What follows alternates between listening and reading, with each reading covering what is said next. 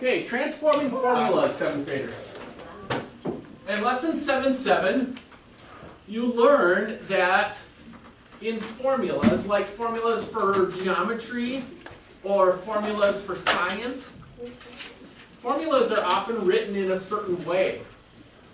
Like the area formula for finding the area of a rectangle. Okay, you're familiar with that one. The area is equal to the length times the width, right?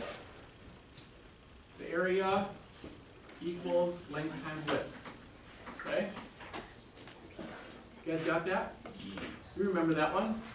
But if you know what the area is, and you know what the width is, can you find the length? Of course you can. Alright? So, you would undo the multiplication using what? Division. Division. Undo the multiplication using division, and if you divide both sides by the width, then you could find the length, right? Well, if you took out the numbers and you just had the formula, what we're talking about in this lesson is you can solve any formula for a different variable. And actually write the formula in a different way for the variable that you are looking for. So if it said solve for L, if you're given the formula and solving for L, you've learned the process for solving. The process for solving doesn't change whether you're working with numbers, like we have been doing, or if you're working with variables, just all variables, or some mix of variables and numbers. Okay? So in this first one, guys, look up here. Follow along. If we divided both sides, you remember you undo multiplication or get the letter by itself that you want by dividing. So if we divide by W on both sides, you get the L by itself. Okay, that's a rule in algebra. That's a rule to this game in solving. So you got the L by itself. And if you divide the other side by W, that stays the way it is. So the area divided by the width would equal the length. You're using the same process you're already doing, but just without the numbers. Okay, look at this example. If you have a formula, this is, I don't even know what this formula is for, but it just says P equals S minus C. Okay? And we could solve it for a different variable. Let's say you needed to solve it for S. Get S by itself. That means you'd have to do what, Andrew? Come on, look up here, you guys. 5 minutes of your attention. You guys can do this. If you needed to get rid of the S, or sorry, keep the S and get rid of the C, or sorry, the negative C, then what? How do you eliminate a variable on one side? Kaden? Adding the opposite of it. Add its opposite. Yep. If you added C to this side, you get rid of the negative C. If this negative C was a negative 4, or a negative number, and you added its opposite, you get 0. So the same holds true if it's just a variable. Okay? Negative C plus C is 0.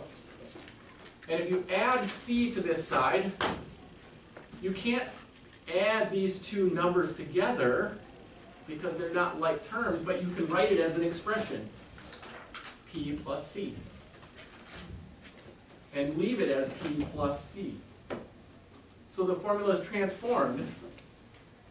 Solved for S, and S is equal to P plus C. Does that make sense? That's what we have to do. That's all you have to do. Yeah. What if you had one like, and your part of your assignment is number 3. We did the area formula. Number 3 is about the volume of a cube, a rectangular prism, or a box.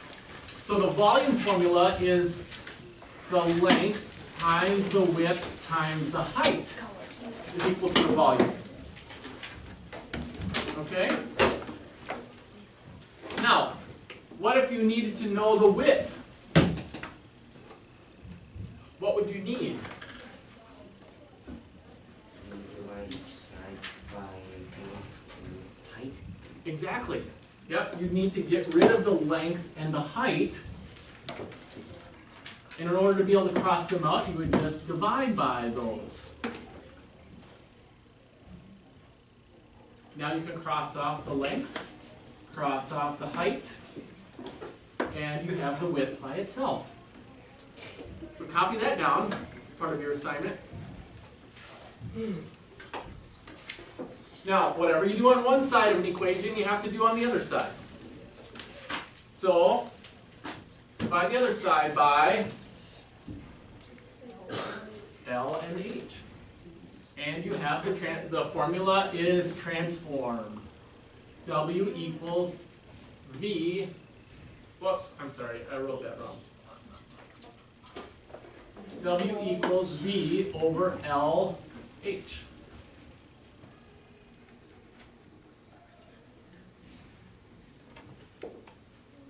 V divided by L times H equals W. Okay? Yeah. So that was number 3. That's number 3. Yep. One more. Number 8. Don't pay attention to this. Just 8. So H is, or so not H is, M equals A plus B over 2. Okay, the original is M equals A plus B over 2. Okay? Now, if you needed to solve it for A, you needed to get the A by itself. You have to get rid of the 2 first. Get rid of the fraction first. So, multiply this side by what? To be able to cross out the 2 of the denominator. Multiply it by 2. So then multiply the M by 2. But you still have the B there. So now you have 2M equals A plus B.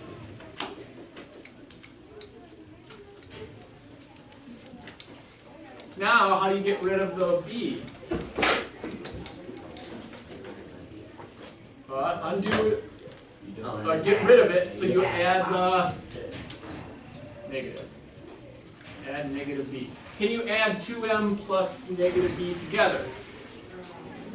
Nope, so you leave it as 2M plus negative B equals A. You got this, you guys. Do 1 through 8 for tomorrow. Okay? Sorry, not 1 through 8, 3 through 8. Do 3 through 8 for tomorrow. What page? That page is 384. Okay?